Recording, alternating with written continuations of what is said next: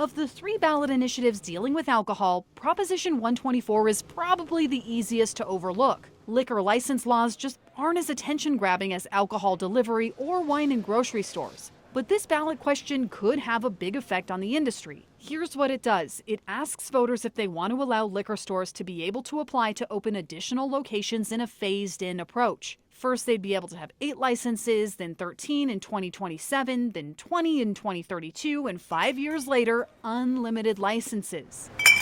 This measure has the business community split. David Ross, I am an owner, operator of Big Fella Wine and Liquor out in Bennett, Colorado. is on the pro side. He opened his first store about 4 years ago and says it's been so successful he's ready for more. I'd love to have a Big Fella 2 or a Little Fella. I haven't thought about how I'd name them yet.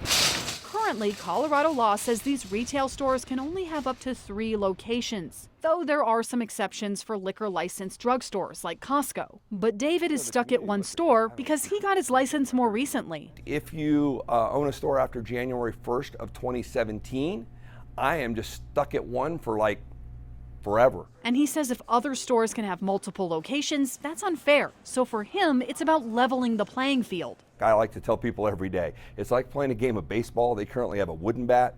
I have a wiffle ball bat. This is basically a 3-generation business now. Other small business owners like Carolyn Joy are not nearly as excited about Proposition 124's prospects. This is really frustrating for me, especially because as a child, I remember my father having this same battle.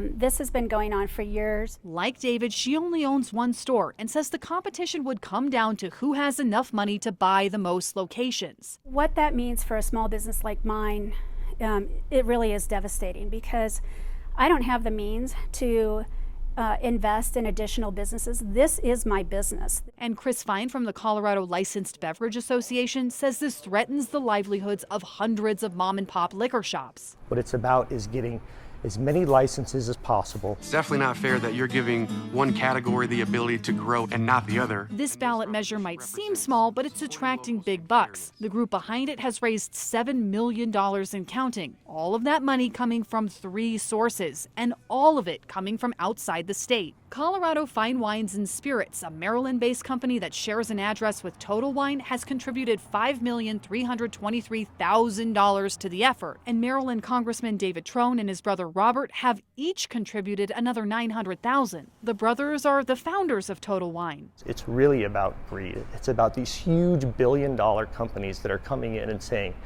we don't care about the small mom and pop. What we care about is simply profits. So opponents are asking voters to think about the impacts this will have on Colorado businesses. Of the 3 alcohol-related ballot questions, Proposition 124 is probably the easiest to overlook. But it's complicated, and it could be one of the biggest changes in Colorado's liquor laws since Prohibition ended. Megan Lopez, Denver 7.